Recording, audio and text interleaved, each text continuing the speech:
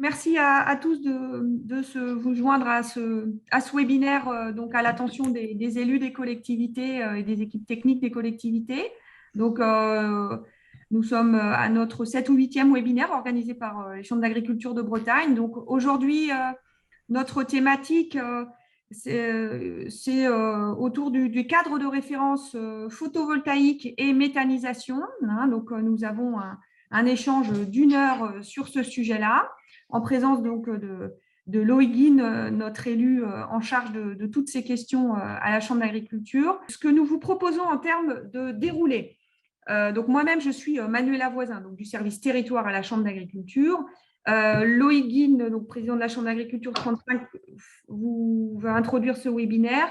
Ensuite, nous proposons 3 parties, dont 2 principales. La première autour du cadre de référence photovoltaïque, la seconde autour du cadre de référence méthanisation, donc proposé par les chambres d'agriculture. Ensuite, quelques éclairages sur les accompagnants collectivités de la Chambre, et puis une conclusion de notre élu Loïc Guine. Voilà, Loïc, je te laisse la parole pour l'introduction. Oui, bonjour à toutes et à tous. Donc, oui, Loïc Guine, moi, je suis producteur de lait en Ille-et-Vilaine et je suis président de la Chambre d'agriculture d'Ille-et-Vilaine et en charge de plusieurs dossiers, dont ce dossier climat et énergie pour la Chambre d'agriculture de Bretagne. Donc, on a souhaité vous inviter à ce webinaire ayant comme sujet les cadres de référence que les chambres d'agriculture ont voulu et souhaité écrire sur la méthanisation et le photovoltaïque au sens large. Pourquoi ça? Parce qu'en fait, on voit bien que l'agriculture évolue, elle change, mais l'agriculture reste quand même un fort contributeur ou contributrice du monde, enfin des territoires et de l'économie des territoires. Et en ça, on voit bien qu'il est essentiel qu'on ait un dialogue avec la société, avec les habitants et nos voisins, et aussi, et bien entendu, avec vous, les collectivités, sur un certain nombre de sujets d'évolution qui peuvent interroger, qui peuvent heurter quelquefois, choquer et mettre quelquefois aussi en désaccord un certain nombre de nos voisins, et souvent par méconnaissance des sujets. Donc, on voit bien que depuis quelque temps, il y a un développement de la méthanisation, et je dirais qu'il est aussi poussé par des politiques publiques, par l'envie des agriculteurs d'évoluer, d'ouvrir de nouvelles fenêtres dans leurs entreprises, mais aussi une demande des pouvoirs publics, parce que l'agriculture est une source de solutions à de nombreux sujets. Donc, à partir de ça, il faut, je dirais, pour qu'on puisse vivre en bonne intelligence et en bonne entente dans nos territoires, écrire quelques règles. Et je dirais que sur la méthanisation, comme sur le photovoltaïque, on a des sollicitations d'un certain nombre de nos collègues, y compris de collectivités, pour voir quelles sont les règles et quelles sont les bonnes règles pour qu'on puisse vivre en harmonie. Tout ça nous a poussé, nous, Chambre d'agriculture, parce que c'est aussi notre rôle. On a un rôle consulaire, mais on a aussi un rôle de conseil, et je dirais de conseil neutre. Quelque part, on n'a rien d'autre à vendre que nos réflexions, la matière grise de nos collaborateurs. Et tout ça, ça rend, je dirais, plus objectif les avis et les écrits que la Chambre d'agriculture peut faire. Et donc, sur la méthanisation comme sur le photovoltaïque, les deux sujets vont être pris à tour de rôle. On a voulu écrire ce cadre de référence. Ce cadre de référence, il n'est pas figé. Aujourd'hui, il est écrit tel que. On va vous le présenter, mais bien entendu, comme je l'ai dit, la société, le monde évolue. Sans doute que ces cadres-là évolueront aussi dans le temps. Ils sont écrits quand même à partir d'une base de textes réglementaires, de textes nationaux réglementaires. On n'est pas allé plus loin que les textes réglementaires, mais quelquefois on attend aussi des textes réglementaires pour cadrer les choses en adéquation avec le territoire et qui sont différents d'une région à une autre. voilà pourquoi on les a écrits. Et donc, c'est des cadres qui ont demandé, je dirais, des semaines, voire des mois de réflexion, avec pour base des élus chambre d'agriculture, mais aussi on a quelquefois, enfin pas quelquefois, on l'a chaque fois construit aussi avec en regardant et en examinant les différentes entreprises qui gravitent sur ces sujets-là pour voir quelles étaient ou quelles pourraient être les conséquences de telle ou telle orientation. Voilà, j'en dis pas plus. Maintenant, c'est Régis qui doit prendre la main sur le photovoltaïque, je pense. Voilà. Merci Loïc. Donc, on vous propose comme première partie le cadre de référence photovoltaïque. Ce cadre a été écrit en 5 parties. Les 8 diapos là vont synthétiser cette écriture. Vous pourrez, à l'issue de ce webinaire, consulter plus précisément ce cadre, puisqu'il fait une dizaine de pages et puis il y a des annexes aussi. Mais donc là, aujourd'hui, en fait, on va vous proposer 8 diapos pour être assez synthétique sur les contours de ce cadre. Ces 8 diapos donc, sont réalisés à partir de 5 points. Donc, le premier point, c'est d'abord préciser que le photovoltaïque est au service des agriculteurs. Donc, c'est ce qui est bien écrit dans notre cadre. Le deuxième, pourquoi un cadre de référence régional sur le photovoltaïque? Donc, Loïc l'a précisé dans l'introduction, mais on va y revenir. Et puis, on est tous conscients de ça, c'est que depuis 2020, il y a une montée en puissance des réflexions et interrogations sur le sujet photovoltaïque au sol et agrivoltaïque. Et donc, on est régulièrement sollicité là-dessus. Ensuite, le cadre va vous donner quelques réponses sur nos orientations, qui sont nos orientations professionnelles, comme Loïc l'a précisé, et quelques priorités d'implantation d'installations photovoltaïques. Donc, tout d'abord, pour la première partie, sur ces 5 parties, donc notre cadre précise bien que le photovoltaïque est une source d'autonomie pour diminuer la facture d'électricité par des projets autoconsommation. Il est encore plus aujourd'hui avec le contexte géopolitique. Aujourd'hui, nos exploitations sont très dépendantes à l'augmentation de la facture énergie, électricité concernant le photovoltaïque, et nombreux sont les agriculteurs qui s'intéressent ou qui ont déjà activé des projets d'autoconsommation. Donc ça, c'est pour l'autonomie. Mais le cadre précise aussi que, et depuis longtemps, depuis une quinzaine d'années, les agriculteurs se sont emparés du photovoltaïque pour une source de revenus qui doit rester complémentaire. Et ce mot-là est important puisqu'on y reviendra. Une complémentarité entre l'activité alimentaire qui doit être principale. Et donc ça, les agriculteurs, depuis une quinzaine d'années, sont sur ces projets-là. Ce sont essentiellement des projets en injection, en vente d'électricité, pour une diversification d'activités ou un revenu complémentaire. Donc, ce cadre rappelle aussi quelques notions importantes sur… Attendez, hop.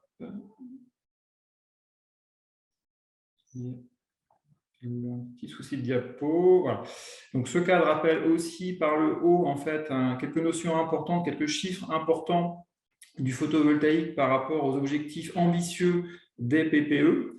Donc, vous voyez un petit schéma en haut qui précise un petit peu sur quelques chiffres que le photovoltaïque sur une surface de 500 mètres carrés, donc qui est assez faible, qui peut se porter sur un bâtiment de moyenne taille, engendre une puissance de 130 kW crête, soit l'équivalent d'un tracteur de 130 chevaux, qui n'est pas rien, avec une production équivalent à 1100 heures, donc 110 000 kWh. Donc ça, effectivement, pour les non-experts, ça ne parle pas. Mais si on compare derrière cette production de 500 mètres carrés à une consommation d'un véhicule électrique de type Renault Zoé, là, vous allez avoir un peu plus de précision et de compréhension. C'est-à-dire que cette surface-là peut faire rouler des Renault Zoé sur 1 million de kilomètres par an.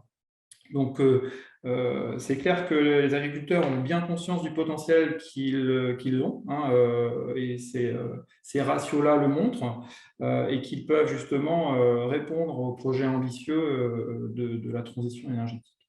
Donc, de réelles opportunités par ces chiffres-là, hein, faire rouler 1 million de kilomètres à partir de seulement une surface de 500 mètres carrés de photovoltaïque, c'est quand même intéressant.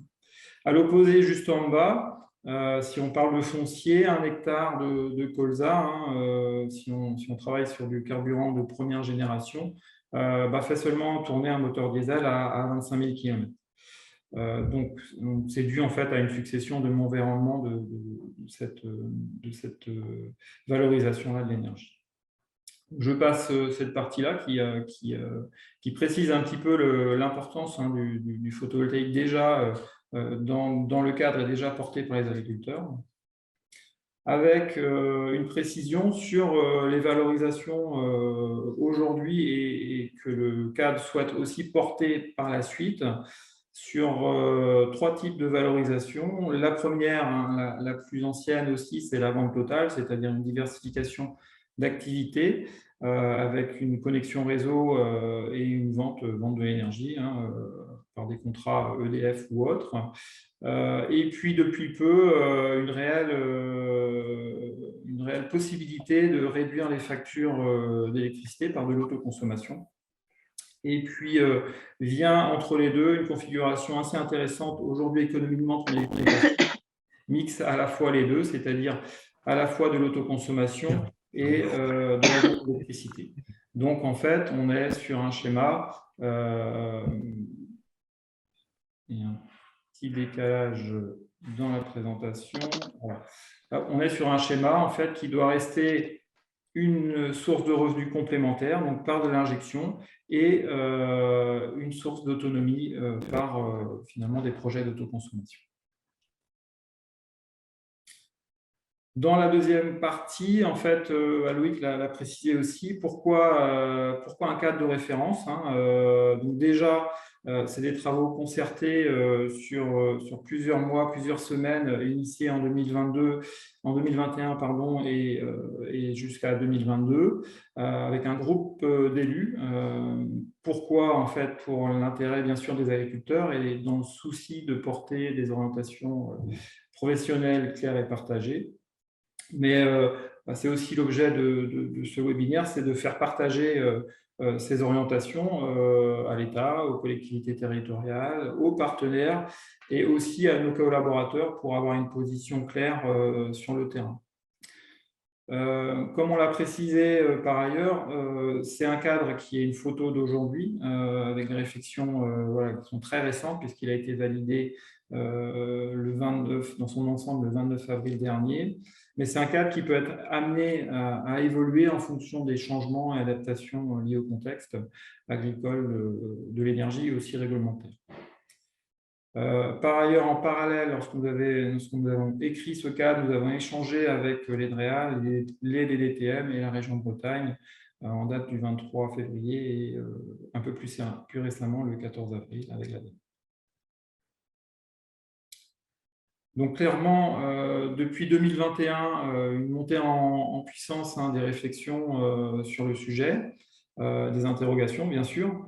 Donc ce cadre va apporter voilà, quelques précisions sur voilà, notre façon de voir les choses et nos points de vigilance aussi, parce que les objectifs sont ambitieux. Alors il y a plusieurs PPE, des échelons PPE, mais le plus récent qui va arriver, c'est dès demain, 2028, c'est un objectif de 5 fois plus de surface photovoltaïque au sol et donc agrivoltaïque par rapport à 2019. Donc, un chiffre voilà, qui est estimé à 21 000 hectares en dehors des toitures. Ce qu'on a remarqué aussi, c'est que ces projets-là au sol, qu'on soit photovoltaïque au sol ou agrivoltaïque, sont souvent importants, très importants. Quand on parle d'important, lorsqu'on a fait les études de cas, on était assez souvent entre 15 et 50 hectares et portés quasi systématiquement par des développeurs Ce qu'on a pu relever aussi, c'est qu'il y avait peu de retombées économiques pour le territoire. Une précision, et c'est important de bien avoir cette définition de l'agrivoltaïsme en tête. Si on parle d'agrivoltaïsme, c'est ce qu'on appelle une synergie entre une production photovoltaïque.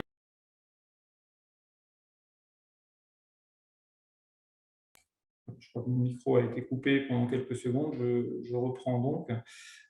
Donc, concernant la définition de l'agrivoltaïsme, c'est important d'avoir bien en tête cette définition qui est claire, et si on l'applique, finalement, on a beaucoup de réponses à ce sujet-là, puisqu'il s'agit d'une synergie entre une production photovoltaïque qui doit rester secondaire par rapport à une production agricole principale. Cette synergie doit être démontrable. Voilà. Donc, dans les points de vigilance que je vais vous lister tout à l'heure, on a souvent eu du mal à trouver cette synergie. En parallèle, l'ADEME a sorti aussi une définition de ce qu'est l'agrivoltaïsme et on s'en rapproche, parce qu'on parle, pour faire simple, la définition de l'ADEME, elle parle de services rendus à l'activité agricole, sur l'adaptation au changement climatique, sur la protection contre les aléas, sur le bien-être animal et sur les services agronomiques liés aux cultures plus précisément. Aujourd'hui, donc, la position de la CRAB en agrivoltaïsme, elle est défavorable, donc, liée à de nombreux points de vigilance qui vont être présentés sur les principaux points de vigilance juste après. Vous aurez en détail par la suite, quand vous allez consulter ce cadre qui est plus détaillé, l'ensemble des points de vigilance, mais le fait d'avoir de nombreux points de vigilance font que, à ce jour, la Chambre émet une position défavorable, et aussi parce que voilà, il y a peu d'encadrement du national, surtout peu d'encadrement adapté aux régions. Nous sommes dans une région particulière d'élevage et les situations agricoles où on peut se dire que l'agrivoltaïsme en viticulture, effectivement, ça semble logique. Ça semble un peu moins logique dans notre configuration bretonne. Donc voilà déjà en avant-première la position, mais on va rentrer un peu plus dans le détail pourquoi cette position défavorable. À chaque fois, en fait, lorsqu'il y a ce genre de projet au niveau urbanisme, on doit se poser la question, est-ce que l'installation photovoltaïque démontre-t-elle une nécessité pour l'exploitation agricole? Et c'est là-dessus, en fait, dans tout le travail qui a été mené par les élus sur des cas d'études, c'est qu'on a eu souvent du mal à trouver une réponse à ça. Est-ce que l'installation est nécessaire? Pourquoi? Parce que dans les cas d'études, on a souvent vu une décorrélation entre la surface et la densité de l'installation photovoltaïque par rapport à son activité agricole. Un exemple précis, en fait, un projet au vin qui était sur, je crois que c'était pas loin de 50 hectares. Alors, peu importe en fait le nombre de moutons, le développeur était vraiment sur le projet de surface lié à une puissance par rapport au poste source. Et on ne voyait pas finalement de synergie entre l'activité agricole cohérente en lien avec le service apporté par les panneaux. Donc ça, c'est un point de vigilance où on n'a pas réussi à trouver de corrélation entre surface et densité par rapport à l'activité agricole. D'autres points de vigilance importants, c'est que aussi on n'arriverait pas forcément à trouver, à démontrer que le projet avait une viabilité indépendante en dehors de l'activité photovoltaïque. Pour exemple, qui ne dit pas que aujourd'hui un projet effectivement semble cohérent, mais que demain, lié finalement aux revenus liés à l'énergie qui sont plus importants ou bien plus importants que l'activité agricole, l'agriculteur, au bout de 2-3 ans, se dit finalement, mon activité agricole sous les panneaux, elle ne me paye pas trop, donc je vais rester sur le volet énergie et j'arrête. Donc ça, c'est une réelle inquiétude aussi, c'est que demain, en fait, l'agrivoltaïsme se transforme en photovoltaïque au sol, tout simplement.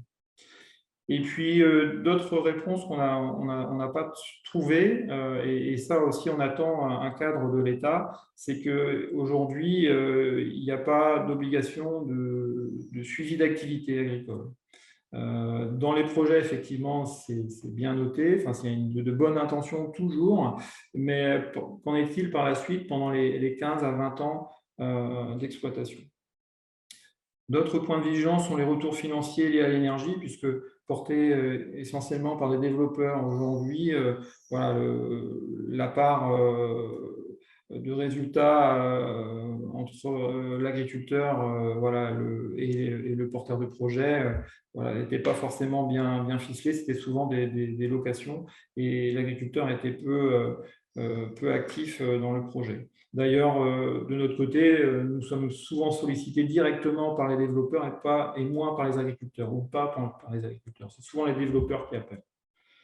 Une chose aussi, c'est qu'en novembre dernier, en fait, l'agrivoltaïsme, au niveau des 10 mesures poussées par l'État pour développer le photovoltaïque, en fait, l'agrivoltaïsme n'était pas compris dans ces 10 mesures pour développer le photovoltaïque. Donc, en fait, on se dit aussi voilà, que l'État aussi a des doutes, enfin, au niveau national, il y a quelques doutes sur ce sujet-là.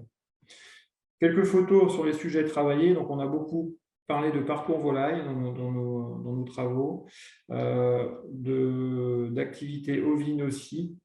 Donc, vous avez ces deux schémas qui correspondent un peu plus à notre activité aussi régionale agricole. Concernant le bovin lait, c'est la photo en fait, du milieu où on peut imaginer du fauchage entre panneaux, mais voilà, aujourd'hui, ça reste aussi assez marginal. Il y a peu de retours sur ces technologies-là de panneaux verticaux.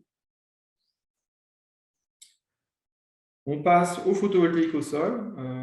De l'agrivoltaïsme, il n'y a qu'un pas vers le photovoltaïque au sol. Là-dessus aussi, une position défavorable qui reste en fait celle de la position initiale avant même ces travaux.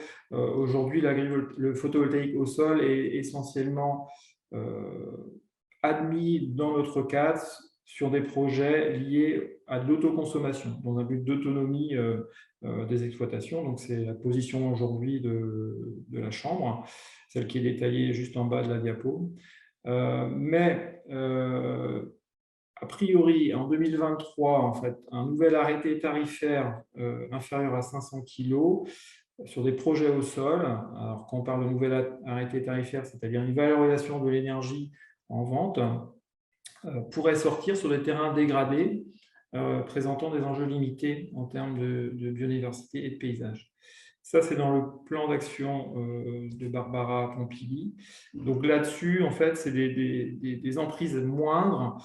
500 kg, c'est 2500 m² de modules. Ça fait finalement, avec une densité de 50%, une emprise de 50%. Ça peut rester autour de l'exploitation si on considère autour de l'exploitation, il y a des terrains dégradés. Et donc, par la suite, dans l'évolution de ce cadre, on pourrait revoir un petit peu les choses. Mais par rapport à ça, on attend plus précisément cet arrêté et la précision de ce qu'est un terrain dégradé.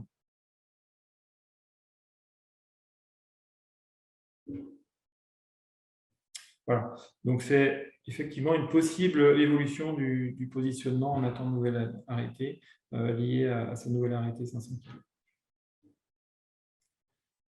Je vais terminer par les deux dernières diapos sur les orientations professionnelles pour un développement du photovoltaïque. Le cadre là, hein, il n'est pas pour freiner le photovoltaïque, bien au contraire, c'est un cadre, hein, comme dit son nom, c'est de définir les contours, mais quels contours? Alors, c'est essentiel de rester une région où le développement du photovoltaïque permette de maintenir une agriculture à vocation alimentaire. Et là aussi, on parle des fois de concurrence entre l'énergie et l'alimentation. Et en aucun cas, ce cadre doit rentrer là-dessus, c'est-à-dire pas de concurrence, mais plutôt une complémentarité dans les projets entre vocation alimentaire et énergie.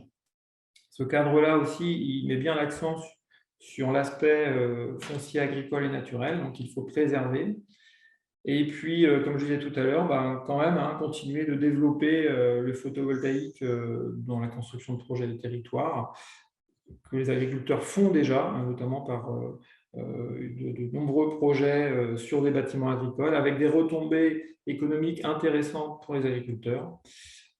Et puis, donc, on est là pour ça, et merci de votre écoute, c'est de partager et de faire adhérer ce cadre professionnel tel qu'il est aujourd'hui, mais tel qu'il sera aussi amené à évoluer, comme l'a dit Loïc tout à l'heure, dans les mois qui viennent. Et les priorités, vous l'avez compris, c'est sur les bâtiments, sur les bâtiments et installations agricoles nécessaires aux exploitations. Quand on parle d'installation, du coup, on peut dire que oui, un projet d'installation photovoltaïque au sol est admis si c'est lié à l'autoconsommation pour l'autonomie de l'exploitation agricole. En deux, sur des sols déjà artificialisés, tels que les parkings, si on veut atteindre au niveau national les objectifs ambitieux, il y a aussi plein de parkings artificialisés, des friches industrielles ou urbaines qui ne peuvent pas être recyclés pour des opérations de renouvellement urbain. Et bien sûr, pour les sites pollués, inaptes à l'agriculture. Donc, je vous invite, parce qu'on n'arrivera peut-être pas à répondre à toutes les questions, à aller consulter plus en détail ce cadre qui, par ces 8 diapos, définit quelques contours quand même. Voilà, donc je suis là pour répondre à quelques questions en fonction du temps que nous avons. Merci Régis. Une des questions qui est posée là, c'est la question des trackers. Quid des trackers dans les propositions des élus de la Chambre d'agriculture de Bretagne?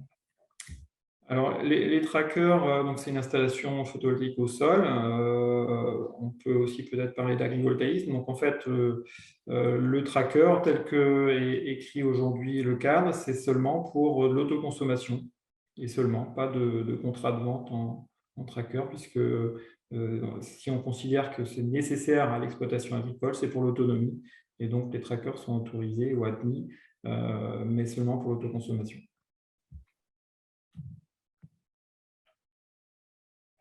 D'accord. Sauf erreur de ma part dans le chat, je ne vois pas d'autres questions. N'hésitez pas, avant de passer au sujet de la méthanisation,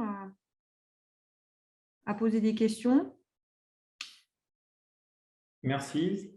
Ouais. Est-ce que la question n'est pas des trackers sur pylône en complément? Une question dans la discussion. Donc, les trackers, en fait, sont sur pylône. Enfin, les trackers sont forcément sur un axe qui peut être un pylône. Donc, quand on parle de photovoltaïque au sol, on peut parler effectivement de tracker, mais aussi de table fixe. C'est le même. Le tracker permet seulement d'augmenter les rendements, mais autrement, c'est une installation au sol comme une table fixe. C'est le même sujet. D'accord. Bon, on vous transmettra, il y a des questions sur les éléments de la présentation. Là, on vous transmettra tous les éléments à la fin du webinaire, ainsi que les liens utiles. Donc, pas de souci pour ça, on vous transmettra tous les éléments. Et je vous ai mis le lien autrement sur notre site où vous retrouvez plus en détail, comme le disait Régis, l'avis un peu plus étayé sur ce sujet-là et sur le sujet de la méthanisation. Merci. Je passe la main ou la voix à Hervé. Merci Régis et bonjour à tous. Donc effectivement, après le photovoltaïque, on va aborder le cadre de référence également sur la méthanisation. Cadre de référence qui a été également discuté, élaboré et discuté par un groupe transversal d'élus référents énergie-climat de la Chambre d'agriculture et validé donc, dans les différents bureaux départementaux et régionaux. Alors pourquoi un cadre de référence effectivement pour la méta? Effectivement, c'est qu'on sait bien que la méta, actuellement, elle est un petit peu l'objet de débats contradictoires. Beaucoup d'avantages sont liés à la méta, des avantages indéniables, que ce soit sur la production d'énergie renouvelables, la diversification, la complément de revenus des agriculteurs, les ancrages également et synergies territoriales, les leviers de réduction de gaz à effet de serre. Malgré beaucoup de critiques à ce sujet, c'est quand même une voie qui a été démontrée. C'est aussi des leviers d'évolution vers l'agroécologie qui peuvent être effectivement intéressantes. Ces avantages, en plus, ils sont repris par les politiques publiques puisque les objectifs de production de biométhane à l'échelle nationale et à l'échelle régionale sont quand même importants. Et donc, voilà, tout pousse à développer la méthanisation. Pourtant, on sait bien qu'il y a des polémiques qui sont également grandissantes autour de cette technique, différentes voilà, oppositions ou inquiétudes, mais également aussi des polémiques alimentées par des abus ou des projets qui sont nettement insuffisants dans leur conception.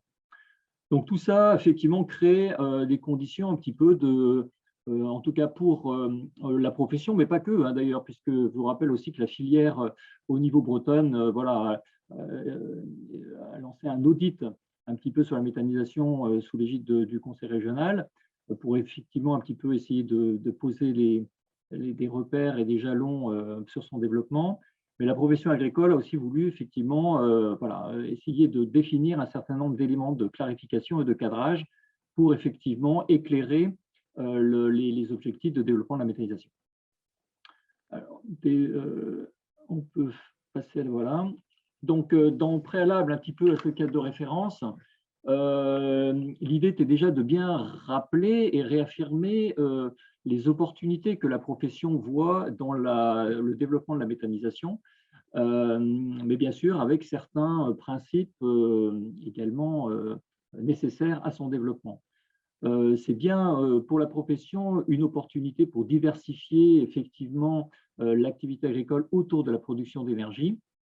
Cependant, évidemment, le développement doit permettre effectivement de maintenir une agriculture à taille humaine avec des entreprises, des chefs d'entreprise autonomes. Et fait important sur lequel on reviendra par la suite, le développement doit se faire en priorité en lien avec les productions agricoles des territoires. Donc ça, c'est des principes effectivement réaffirmés en préambule, si je veux dire. Et puis, il y a aussi la réaffirmation que la méthanisation est bien vue comme une réponse aux enjeux sociétaux de transition qui concernent l'agriculture, que ce soit sur la transition énergétique climatique, le passage à une agriculture et une économie plus circulaire, l'évolution vers des systèmes de production aussi moins dépendants des intrants, et bien sûr la création de valeur, de compétences et d'emplois locaux. Ceci dit, dans ces leviers d'action pour répondre aux enjeux sociétaux de transition doivent se faire en synergie forte avec les territoires. Donc il y a la réaffirmation aussi de bien faire le lien entre le développement agricole, méthanisation et problématiques, en tout cas, intérêt territorial. Diapo suivante. Alors, dans ce cadre de référence, il a été choisi de définir différentes conditions de soutien au projet de méthanisation, permettant un petit peu d'éclairer la vision de la profession sur le sujet. Et le premier levier, finalement, la première condition, c'est bien d'adapter le projet de méthanisation à son exploitation, et non pas l'inverse. Le but n'est pas d'adapter les systèmes de production à la mise en place d'une méthanisation, mais bien de mettre la méthanisation au service des exploitations et en synergie avec les exploitations. Alors ça passe d'ailleurs par des études préalables quand même assez approfondies pour répondre à différents objectifs qui peuvent intéresser les exploitations, que ce soit tendre vers plus d'autonomie énergétique, développer des ateliers complémentaires, développer une unité collective, également participer à une unité territoriale, pourquoi pas. L'idée dans cet aspect-là aussi, c'est de bien laisser une place à diverses formes de méthanisation. La méthanisation ne doit pas être complètement figée dans un seul modèle. La technique peut se décliner sous différentes formes, depuis la récupération passive de biogaz sur des fosses jusqu'à éventuellement de la production de biométhane à injecter dans les réseaux. Donc, voilà, laisser la place à la diversification des formes de la méthanisation en fonction des besoins des exploitants, en fonction aussi de la valorisation énergétique que l'on souhaite. On peut valoriser le biogaz en chaleur, en électricité et chaleur ou également en gaz. Donc, laisser la part un petit peu à une diversité de projets au service de l'agriculture et de faire en sorte que la technologie puisse bénéficier au maximum d'agriculteurs. Diapo suivante. Alors, le point sur la formation, ça c'est un point effectivement capital pour la maîtrise du projet. Il est capital parce que la méthanisation est quand même une technologie nouvelle pour l'agriculture, même si on a un peu de recul justement par rapport à certains méthaniseurs, mais voilà, il y a des nouveautés à appréhender à travers la méthanisation. Donc, il nous semble indispensable que le volet formation soit mis en exergue, notamment dans les formations initiales agricoles. Donc ça, c'est un point fort que effectivement les nouveaux agriculteurs comment dire, s'imprègnent bien des possibilités techniques de cette technique très en amont. Et par contre aussi, dans la construction du projet, évidemment, dans l'entame de la réflexion, c'est capital comment dire, d'accompagner sa réflexion de formation permettant justement de mieux valoriser les opportunités qui concernent sa propre exploitation et celles éventuellement du territoire et donc des exploitations voisines. Et puis bien sûr, nécessité de formation pour la gestion quotidienne de l'unité. Voilà, la production de biogaz entraîne un certain nombre de contraintes, enfin, ou en tout cas de nouveaux domaines en termes de sécurité, en termes de gestion de sites, qui doivent être évidemment soumis pour lesquels les agriculteurs doivent être formés, avec des retours d'expérience forts évidemment en lien avec les méthaniseurs en place. Donc tout ça existe déjà grâce effectivement à des collectifs de méthaniseurs, à des actions de formation, mais elles doivent être effectivement un axe central pour la maîtrise et la sécurité des projets. Troisième point qui est non moins capital, c'est bien ancrer le projet de méthanisation dans son territoire et dans sa filière. Il est important que la méthanisation ait du sens au niveau du territoire et des filières pour l'acceptabilité, que ce soit au niveau des autres agriculteurs ou au niveau du territoire. Et ça passe effectivement par l'ouverture et la recherche aux opportunités qui peuvent se présenter en termes de synergie, que ce soit sur la valorisation énergétique. Bon, on pense par exemple à la cogénération qui pourrait valoriser sa chaleur sur une autre exploitation ou en lien avec une autre activité. Ça peut être bien sûr aussi les synergies dans la valorisation de biomasse complémentaires aux gisements agricoles. Et là, en particulier, tous les biodéchets ou comment dire, les déchets agro-industriels également sur les territoires voilà, offrent des opportunités de créer ces liens entre activités ou avec les collectivités et donner un sens effectivement plus large au projet de méthanisation. Et puis, bien sûr, entre agriculteurs, ces projets-là peuvent permettre aussi de développer des synergies, que ce soit sur les capacités de stockage, de valorisation des résidus de récolte, de gestion des fertilisants organiques.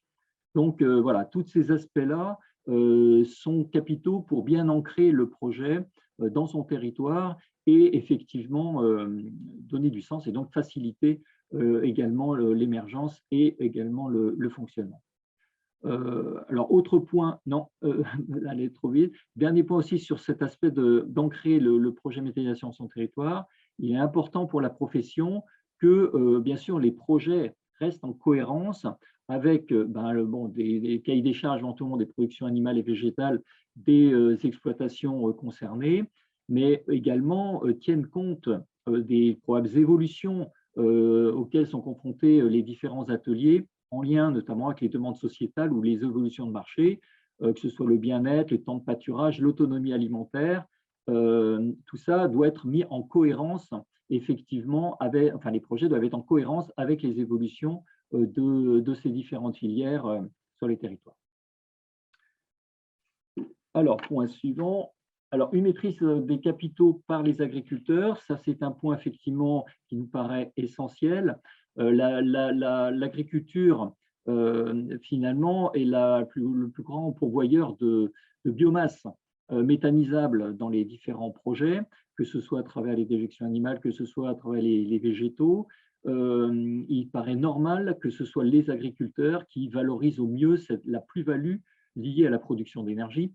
Et de ce fait, effectivement, que la méthanisation soit portée préférentiellement par des capitaux agricoles. Donc ça, c'est effectivement un point important, même si effectivement les apports de capitaux, enfin les investissements dans les unités de méthanisation sont vraiment atteignent des sommes importantes. L'apport de capitaux propres par les agriculteurs est assez limité finalement par rapport à l'importance de ces capitaux. Donc des synergies sont aussi à trouver dans des compléments de financement. Et il y a des ouvertures effectivement à ce niveau que la Chambre d'agriculture essaie de mettre en œuvre et qui sont nécessaires pour faire émerger des projets rentables sur certains territoires. Mais effectivement, le fil conducteur de soutien à ces projets territoriaux doit être quand même le retour d'une plus-value à la vente d'énergie aux agriculteurs. C'est très important. Alors, sur le point approvisionnement, alors c'est vrai que ce point-là est souvent sujet à discussion, voire à polémique, notamment sur la question de la compétition ou la concurrence avec l'aspect alimentaire.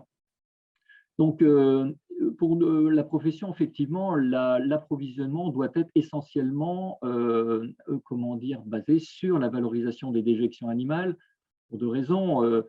Déjà, effectivement, pour être cohérent avec ce qu'on vient de dire, d'être en synergie avec les exploitations existantes. Donc, cette biomasse en masse, c'est la plus importante, effectivement, produite sur les territoires. Il est logique qu'elle soit valorisée prioritairement. De plus, elle est gratuite ou en tout cas moins onéreuse à valoriser que d'autres déchets. D'autre part, effectivement, le fait de valoriser la déjection animale apporte un plus sur tous des aspects connexes, que ce soit justement la limitation des gaz à effet de serre ou les leviers justement agroécologiques via la gestion des digesteurs. Donc, cette volonté effectivement de prioriser dans les rations une base importante de déjection animale reste effectivement prioritaire.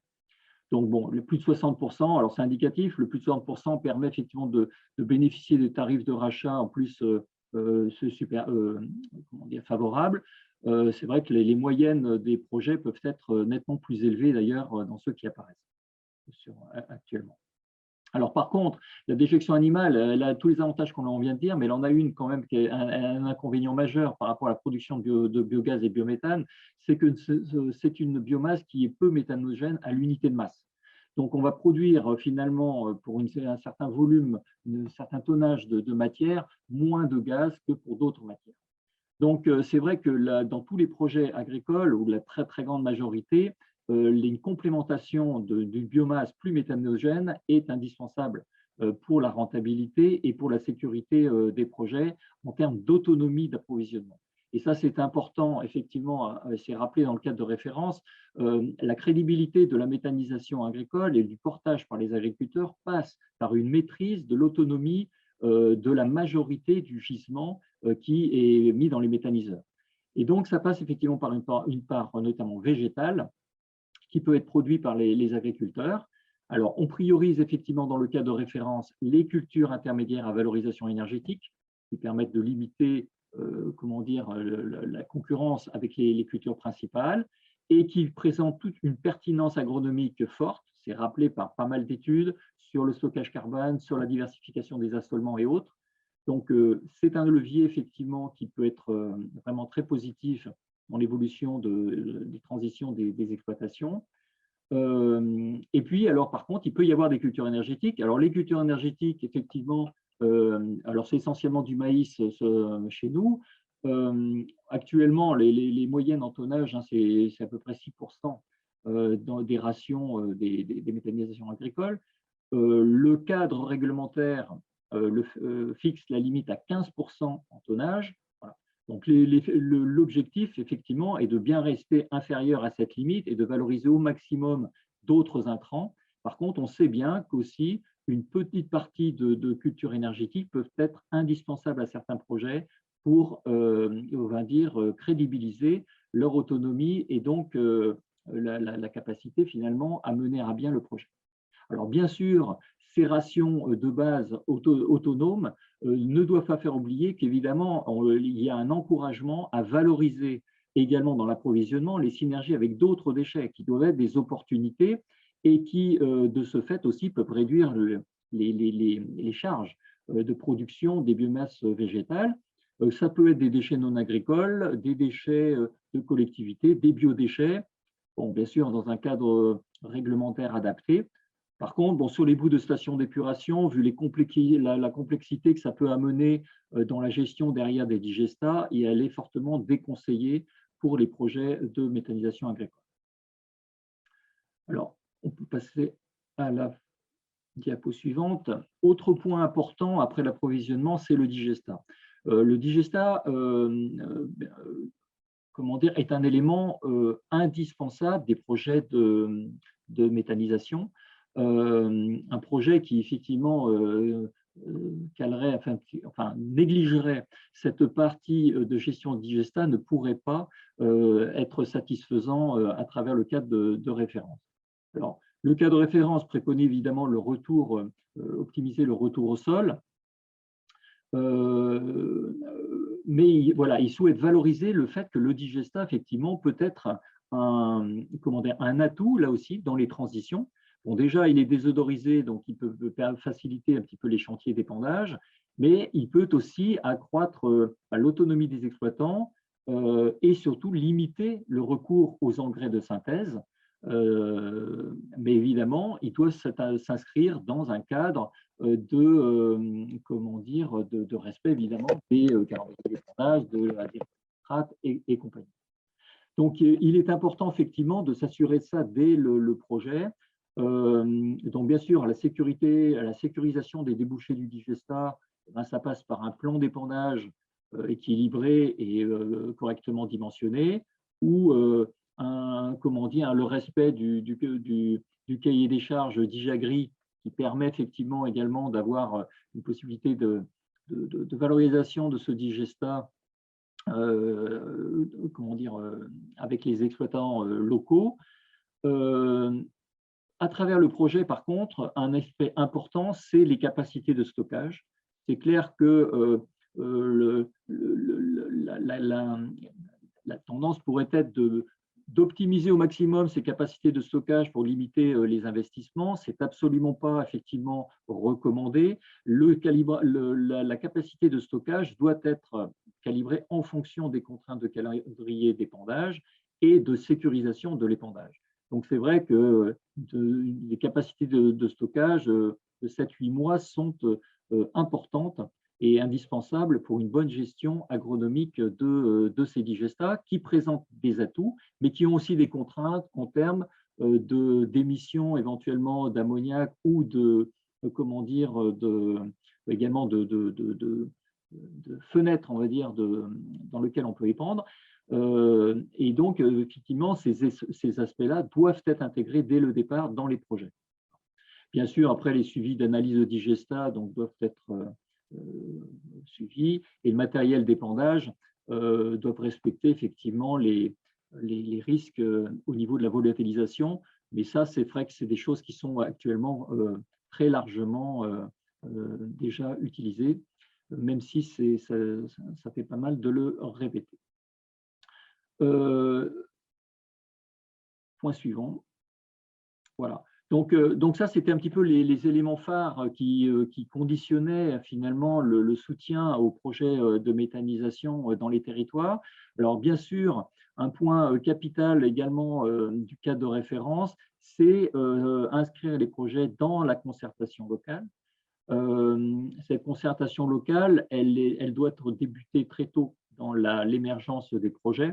Pour la raison que l'on a dit tout à l'heure, il faut chercher le maximum de synergie pour donner du sens à la fois avec les exploitations voisines et avec les collectivités ou les entreprises du territoire.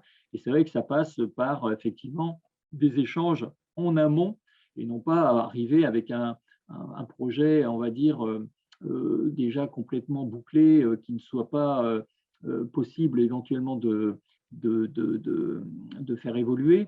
L'idée est bien d'avoir une co-construction du porteur de projet de méthanisation avec les opportunités qui peuvent être trouvées sur le territoire. Par contre, ça passe aussi effectivement lors notamment des consultations publiques par la nécessité de communiquer et d'être ouvert à des interrogations qui peuvent être tout à fait légitimes autour des projets et d'essayer effectivement de faire en sorte d'apporter les garanties et les garanties attendues par rapport à un certain nombre d'interrogations. Donc, s'inscrire dans cette concertation locale est un élément également rappelé dans notre cadre de référence. Point suivant. Alors, bien sûr, tout ça, c'est fixer les conditions. Ça suppose aussi d'accompagner au mieux les projets. Donc, la Chambre d'agriculture de Bretagne, là-dessus, prend sa part, mais on n'est pas les seuls à, évidemment, accompagner ces porteurs de projets. Différentes structures aident également les porteurs de projets. Et ce qui est important aussi, c'est de dire et de souligner en Bretagne, parce que ce n'est pas vrai dans toutes les régions, nous avons la chance d'avoir une association des méthaniseurs en activité qui est une force pour le partage d'expériences, pour faire évoluer aussi et monter en compétence les méthaniseurs, et puis pour faire du transfert de connaissances et de conseils aux nouveaux porteurs de projets.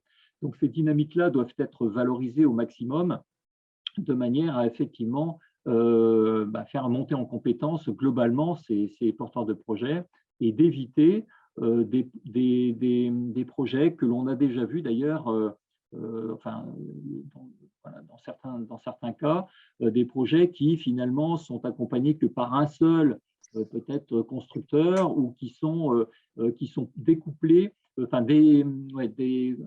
désolidarisés ou découplés effectivement des réflexions filières locales qui aident déjà à maîtriser techniquement les projets, mais aussi à anticiper un certain nombre de difficultés dans l'acceptabilité, à faciliter aussi la formation nécessaire, on l'a bien vu, à la maîtrise du projet.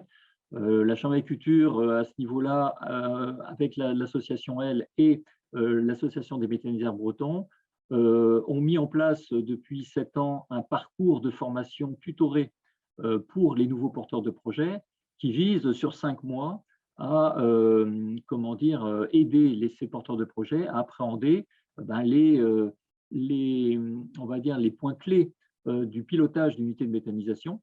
Et en parallèle, ils peuvent, par binôme, bénéficier d'un tutorat auprès d'un méthaniseur en activité qui permet effectivement d'avoir là aussi un retour d'expérience en direct entre méthaniseurs. Donc, c'est le genre d'initiative effectivement qui est importante pour consolider à la fois la crédibilité des projets et puis les développer également des projets qui restent en cohérence avec les attentes de la profession et des territoires. Voilà. Alors, ce cadre de référence, voilà, il y a un schéma un petit peu qui récapitule les différents points que l'on vient de voir. Le document sera disponible, ça, vous avez un lien qui va s'afficher là en fin de présentation.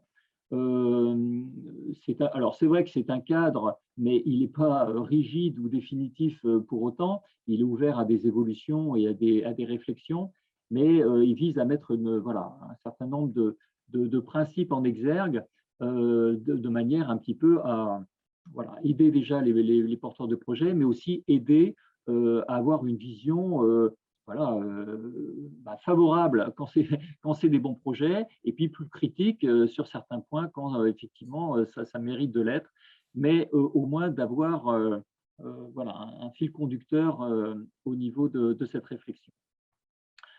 Alors, pour un peu finir, c'est vrai que ce cadre de référence, ben voilà, il faut le faire vivre. L'idée, c'est pas d'avoir un document qui reste comme ça et qui fiche des principes.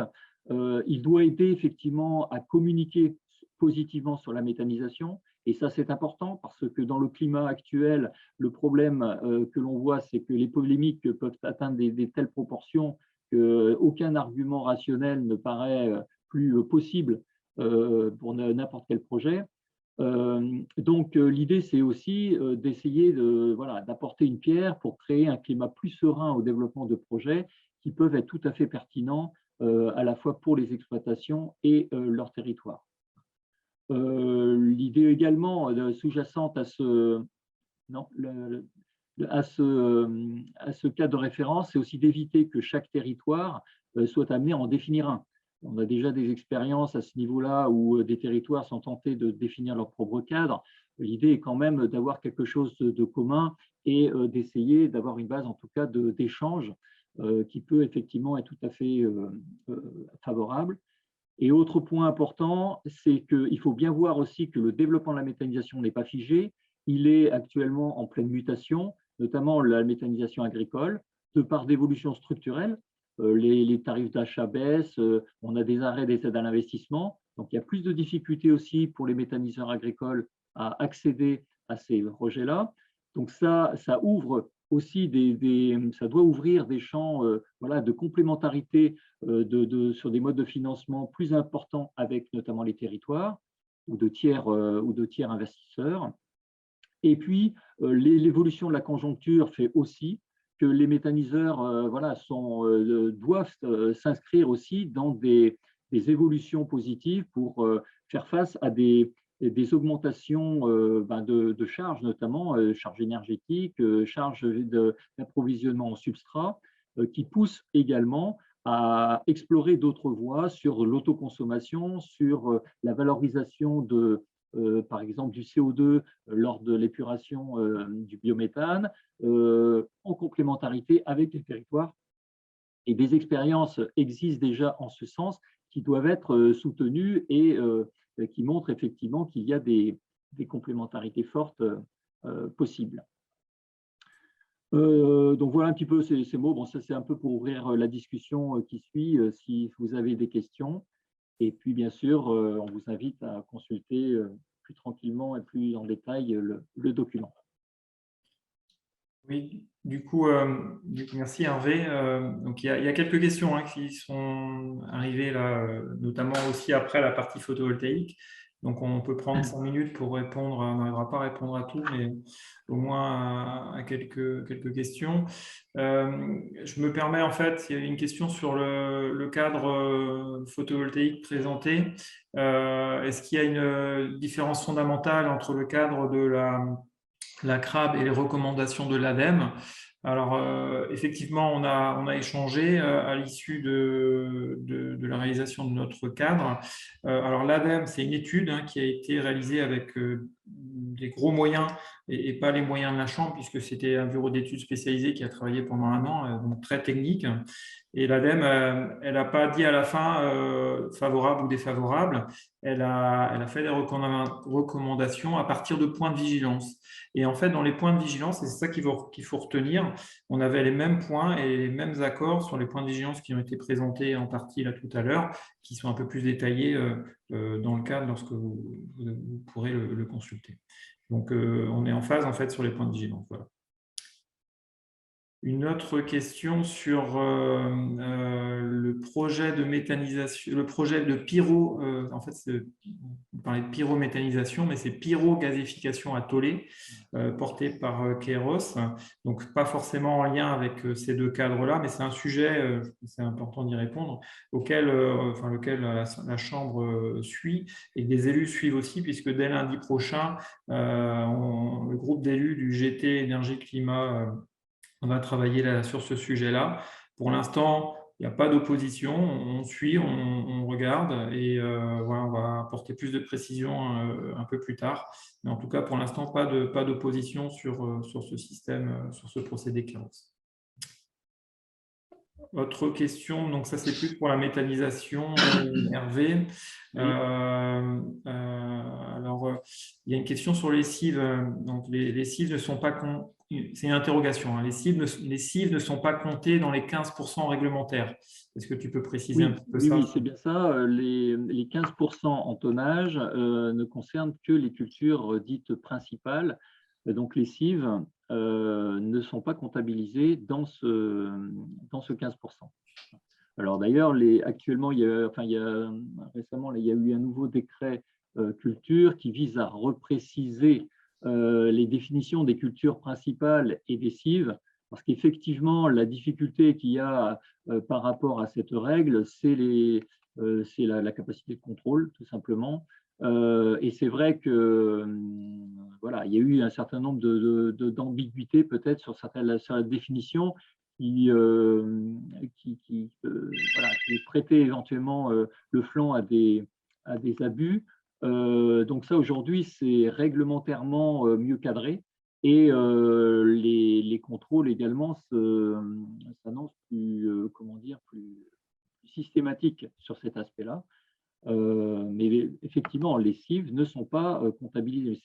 C'est assez logique aussi dans ces 15%, puisque, encore une fois, les cives, qui sont essentiellement des cives d'hiver chez nous, qui s'inscrivent en gros entre une céréale et un maïs, ne concurrencent pas les cultures principales.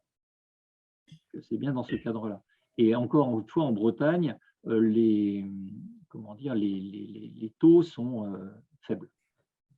Et une dernière question qui concerne à la fois le cadre de référence photovoltaïque et méthanisation, concernant les abus. En fait, je me permets de répondre pour le photovoltaïque, et Hervé complétera pour la méthanisation. C'est difficile en fait de se prémunir des abus. En fait, le réglementaire est là pour ça, quelque part. Le cadre, en fait, il définit une ligne. Les abus, en fait, c'est quelque part les points de vigilance. C'est les risques, c'est ce qu'on voit arriver. Mais nos cadres de référence ne sont pas réglementaires. Et pour le photovoltaïque, on attend aussi, d'un autre côté, un peu de réglementaire pour justement éviter ces abus. Donc, Hervé, si tu peux… Oui, c'est à peu près pareil. De toute façon, ces cadres de référence n'ont pas une vocation, évidemment, à réglementer forcément, mais c'est vrai que les abus, effectivement, ils doivent être avant tout effectivement limités par des contrôles et des sanctions quand ça arrive. Après, c'est aussi inscrire les projets dans des démarches qualité, d'amélioration qui évitent aussi d'avoir des problèmes à survenir.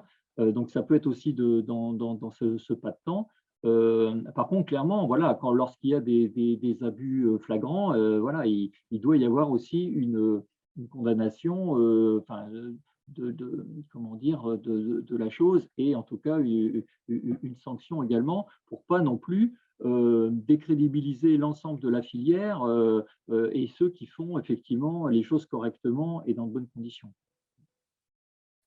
Merci Hervé. Je passe la main à Manuela maintenant pour le sondage notamment. Oui, voilà, je l'ai lancé, on était vraiment dans les sujets de discussion là, donc oui, merci de répondre au sondage justement sur l'utilité de ces cadres de référence. Hein. Je crois que c'est vraiment ça l'idée par rapport aux abus de disposer de cadres de référence, mais c'est intéressant pour nous de recueillir votre avis sur est-ce que ça vous paraît utile pour vous en tant que collectivité ou acteur public là, d'avoir ce type d'éléments pour accompagner les projets et encadrer aussi les choses. Donc, je vous laisse encore quelques quelques minutes pour y répondre. En parallèle, peut-être, on peut avancer avant de laisser Loïc continuer. Juste vous dire que plus globalement, hein, vous retrouvez des accompagnements que nous vous proposons, la Chambre d'agriculture. Je vous rappelle que nous éditons une newsletter collectivité à peu près tous les trimestres. Donc, n'hésitez pas à nous dire si vous ne la recevez pas et puis nous faire part de vos remarques et suggestions. Dans la même veine, nous avons aussi un site web. Là, je vous ai remis le lien sur le chat. Hein. Donc, où vous retrouvez tous les éléments newsletter, les avis, chambres. Vous retrouvez aussi les anciens webinaires. Donc, voilà, n'hésitez pas aussi à consulter ce site. Pour poursuivre sur les accompagnements chambres, vous dire aussi que bon, là on a nos experts méthanisation, panneaux photovoltaïques avec Régis et Hervé, mais vous retrouvez aussi en proximité hein, tous les contacts avec les antennes locales, les élus référents, les chargés d'animation. Donc, voilà, n'hésitez pas aussi à les solliciter localement. Et puis, on voulait aussi vous donner rendez-vous pour finir à notre rencontre du SPACE tous les ans. Hein, donc, au SPACE, on vous propose une journée territoire. Cette année, elle a lieu le jeudi 15 septembre. On se lance là plus dans la prospective sur les scénarios d'avenir, agriculture de demain. Donc, voilà, n'hésitez pas là aussi à venir participer à cette journée territoire. Elle est ouverte à toutes les collectivités, les acteurs publics. Donc, voilà, on vous donne rendez-vous le 15 septembre. Donc, avant de laisser Loïc clôturer, donc, sur l'utilité du cadre de référence, vous êtes plutôt la majorité là, qui a répondu à trouver ça plutôt utile d'avoir les cadres de référence que nous avons partagés. Tout à fait, vous voyez 60%, 30% plutôt utile et puis 9% plutôt non. Bon, voilà le retour sur l'utilité des cadres de référence du sondage. Loïc, je te laisse nous dire quelques mots de conclusion. Oui, merci. Merci à vous pour ces explications et puis j'espère ces éclairages pour vous élus ou représentants des collectivités. Bon, vous avez bien vu que c'est des sujets complexes, et donc pour ces nouveaux porteurs de projets, ces investisseurs, c'est des projets qui demandent réflexion. Donc, le cadre de référence, il est aussi pour amener à une réflexion tout au long de la construction du projet, hein, pour les différents chefs d'entreprise. Mais pour ce qui nous concerne, nous, Chambre d'agriculture, il faut bien voir que cette réflexion a toujours dans cette réflexion, on a toujours comme objectif, nous, de garder une agriculture ayant une capacité nourricière. C'est aussi pour ça qu'on essaie d'encadrer au maximum les choses pour qu'il n'y ait pas de dérive. Hein. Ça a été dit où la question a été posée par rapport au SIV et au maïs, mais sur le photovoltaïque, on voit bien qu'on pourrait tout de suite arriver dans des dérives et couvrir des dizaines et des centaines d'hectares de panneaux photovoltaïques qui pourraient, je dirais, diminuer de façon importante la production de biens alimentaires. Donc, il faut toujours avoir ça à l'esprit. Il ne faut rien empêcher, mais on n'a pas le droit d'empêcher quoi que ce soit, mais il faut toujours que ce soit fait dans une réflexion. Mais il faut que vous ayez aussi à l'esprit que cette capacité nourricière, on la gardera si on a une rentabilité, de cette fonction. Et on voit bien que dans un certain nombre de cas, eh bien, ce qui pousse un certain nombre de nos collègues agriculteurs à réfléchir à de la méta, du photovoltaïque et puis sans doute peut-être à d'autres orientations, eh bien, c'est que les revenus venant de la production d'alimentaire, souvent insuffisantes pour faire vivre de façon convenable une partie de nos familles. Donc, c'est dans toute cette réflexion, c'est dans cette globalité qu'on réfléchit à ce que pourrait être l'avenir de l'agriculture. Et l'avenir de l'agriculture se fera bien sûr par de l'alimentaire, mais aussi notre capacité à produire de l'énergie, donc à travers le photovoltaïque ou la méthanisation, sans doute aussi à stocker du carbone, hein, enfin c'est pas sans doute, c'est même sûr, sûrement à stocker du carbone, à produire d'autres biomasses telles que le bois. Donc, enfin voilà, nos réflexions, nous, chambres d'agriculture, ce n'est pas de vendre tel ou tel concept, hein, c'est bien de réfléchir globalement et à ce que l'agriculteur est pour éclairer les agriculteurs, pour qu'ils puissent faire leur choix en toute, je dirais, j'allais dire tranquillité. Alors, c'est peut-être pas tout à fait le mot, parce que quand vous investissez, vous n'êtes jamais tranquille jusqu'au bout, mais en toute quand même, j'allais dire, je vais quand même le prendre de tranquillité quand même, ou plus de tranquillité, plus de sérénité. Voilà, je cherchais le mot pour les années, pour l'avenir de leurs exploitations. Voilà, je ne vais pas en dire plus. Vous remerciant de votre écoute et de l'intérêt que vous portez à nos webinaires au fil de l'eau sur différentes informations. Voilà, je vous remercie beaucoup. Merci. Merci à tous. Bonne fin de journée. Et puis, oui, Manuel l'a rappelé, on peut vous dire rendez-vous au SPACE. Je pense que c'est des rendez-vous importants et il y aura d'autres sujets que ceux-là. Et au SPACE, je tiens à le préciser, on a une plateforme qu'on appelait Recherche et Développement, mais qu'on appelle plutôt maintenant Espace pour demain. Et le thème cette année au SPACE aura